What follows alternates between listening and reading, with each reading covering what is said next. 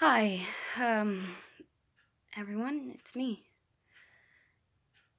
And through this video, I'm not gonna go by my nickname, I'm going by my real name.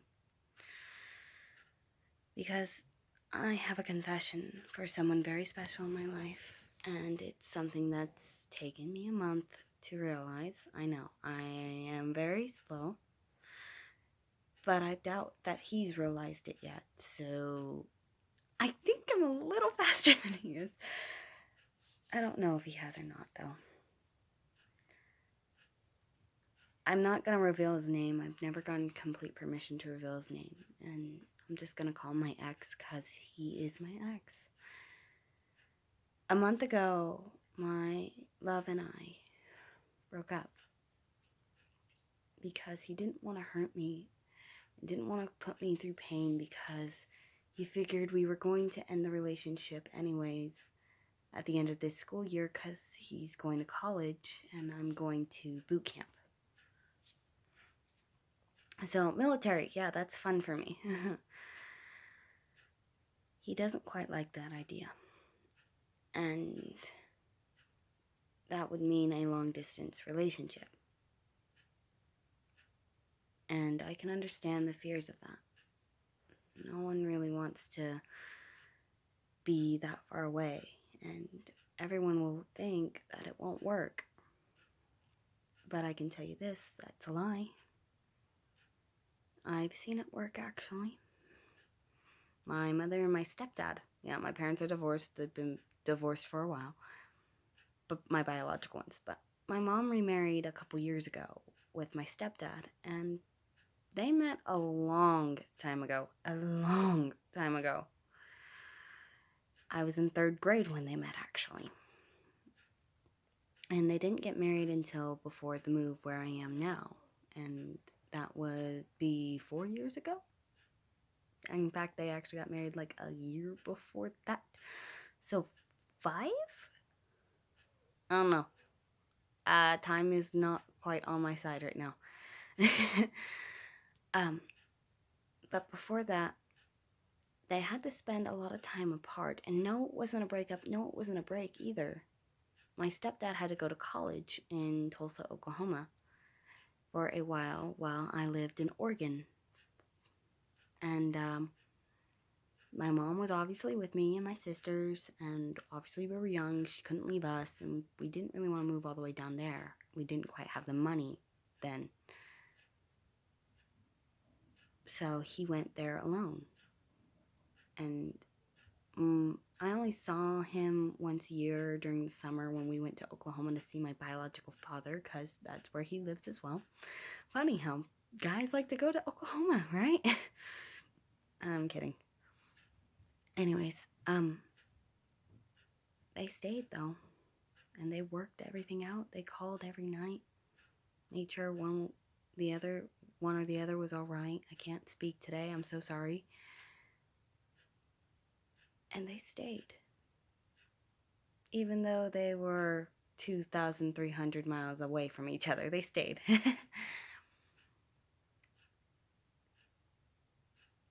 And I don't think we basically be far from that ourselves. And sorry, that would be my aerosol freshener right there.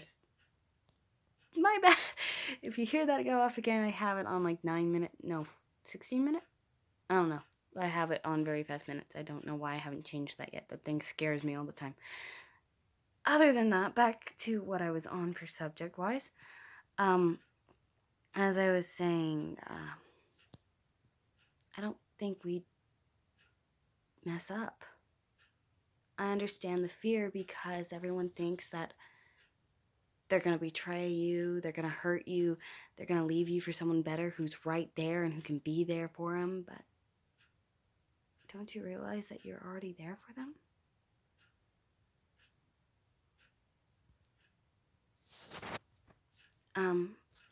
In fact, even through the month, if you're watching this, you've still been there for me. I still consider you my best friend, even though you've put me through silent treatment mode twice, and I have put you through it once, but hey, who's counting? That's a total of 3 times in total. We both hurt each other. And I kind of realized it's stupid for why we broke up. You didn't want to hurt me because we'd be leaving each other anyways in the end, because we'd most likely be stuck in a long-distance relationship. And we're afraid to go that distance. And I understand that.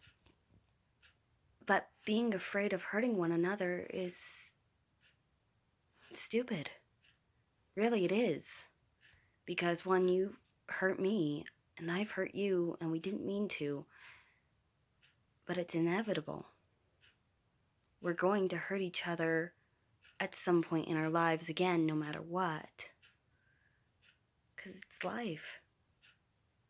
There's no way you're going to have the best relationship where, oh, don't worry, I won't hurt you no matter what. No. That doesn't exist. And another thing is that even if that did exist, that's not living.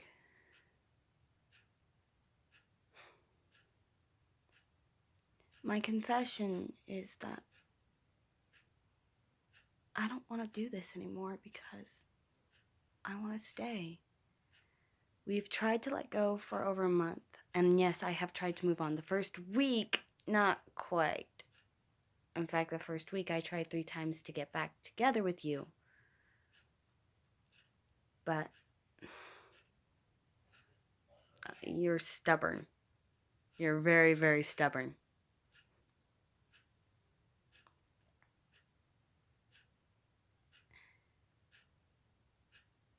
But here's the thing. You put me through silent treatment after the 3rd try with me, and we just started saying no. Both of us did. We started talking again on Sunday, but then that same week, on Wednesday, you put me through another silent treatment. Funny, right? However, again on Sunday, we started talking again. But the next week, my turn now, I gave you the text with the promise ring. That was supposed to be something you gave to me that my mom had the idea of buying to give to you, to give to me as a 6-month anniversary present because of all the stuff I got you. And I didn't mean to get so much. I just got you a small gift basket. It's not that big of a deal, right? Anyways. I made the promise through that text to stop talking, being quiet, no calls, no seeing you, because I didn't want to hurt you. And well, we can see now that the next day, that didn't really last long for mine, because the next day, oh God, sister got my phone, we had that whole argument and discussion. I'm so sorry for not believing you. I got told by my family first. In fact, it was my family who told me about that stupid dare. And I learned afterwards that they learned from, our buddy that set us up and how he's got a brother with the exact same name? They learned from that guy. Yeah. It was all a rumor. And I learned that he most likely did that to see me cry again, because throughout that morning when I first read the text, not the one that I sent, the one that my little sister sent to you, I kind of got a little upset. And when you replied, I got confused. I didn't know how to reply myself, because I did get my phone back after that. But since Ray was the one that talked to you, I gave it back to her, which was a dumb move on my part. Very idiotic of me. But anyways, I can't change that. And I didn't want to hurt you, but Friday is kind of proof that it's a stupid reason to shut up. So, yeah. Why are we doing this?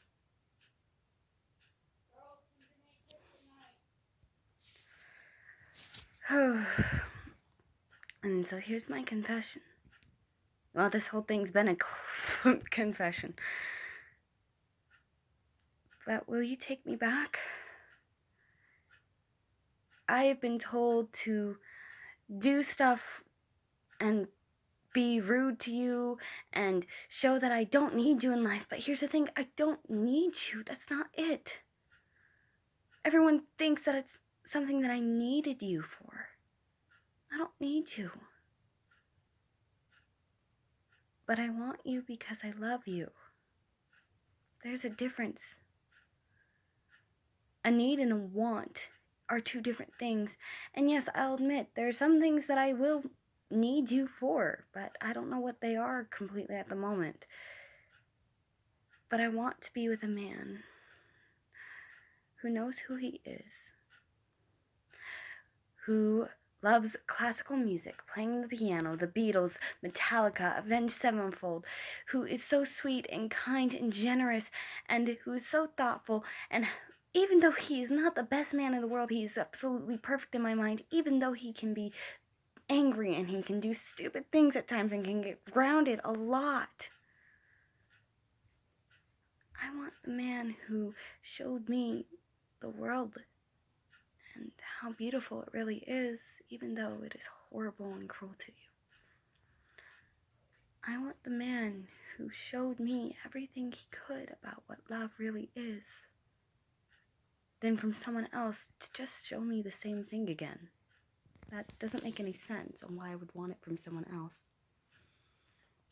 I want to be with the man who makes me smile, the biggest smile that anyone ever saw. Yes, I've gotten comments on this many times of my smile changing. It's weird. But even still, I want the man who's always there, who protects me, who loves me, even still. I want to be with the guy who makes, you don't make me happy. You've told me a million times that you can't make me happy. But I think you're wrong. Because yes, I can make myself happy. I can make myself smile. But the times I'm truly happy and where I truly smile, where I'm okay, it's where I'm with a guy that I can be myself around. And that I don't have to change anything with my life about. And even if I do, I wouldn't mind it. If I'm too loud, I can quiet down, but I don't want to do that because here's the thing, you won't make me do that. Another reason why I want to be with you and still want to stay with you is because you love me for me. You accepted me. Your family accepted me, for crying out loud. They've given me advice they would give to their granddaughter, is what your grandma did. And your mom gave me advice she would give to her daughter. Your family accepted me. You learned about my whole story. You know everything about it, and you didn't want to hurt me. You could never hurt me. Even if we get into fights or arguments or stuff like this again, you can't ever truly hurt me. I love you. And I don't want to love anybody else. There are so many people better in the world for me. I don't want to be with them. I don't want to meet them. There are people so better in the world than you. I don't want to go to them. I don't want to find them. Because I already love you.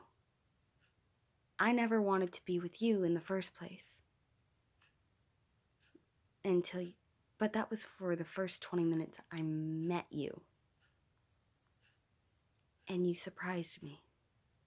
I don't want to go through that again with someone else. Because I won't be surprised. I'll just look at them and see you. I don't want to go to somebody else and be taking on so many luxurious dates that it's exhausting. Because I don't want to do that, because the dates I was on with you were perfect. The fights I've been with through you weren't even, well, they were a little major, yeah. But we could get through them. We've always gotten through them. Please. Please, come back. I love you so much, and I don't care if you basically say no because of your fear. You wanna know something? I'm staying. I don't care if I'm at the end of your receiver, sending messages over and over and trying to get you to answer your phone. I'm staying. I don't want to move on. I haven't been able to take a step forward since the breakup. And the reason why is because I don't want to say goodbye. Moving on is like saying goodbye. Letting go is like forgetting everything. I've moved on from many guys in my life. I've dated a total of 6. That's not including you. Including you would be 7. But a total of 6 guys, and each of them used me. One of them basically didn't. He just tried using me for game codes and cheats because I'm a gamer. But I kind of didn't really. Yeah, it was not really fun. I'm not gonna continue with that one. Anyways, I'm in love with the guy who didn't use me, who loved me completely, who still loves me now, who said that over the phone when someone was using my emotions against me for them to rot and burn in hell. The guy who's still overprotective of me, the guy who still cares, this guy who is still right next to me, standing by me, on my left, like you always were. Even now, you're still basically on my left. Even though you are across the other side of town. Come on, please. I'm not begging, I'm asking.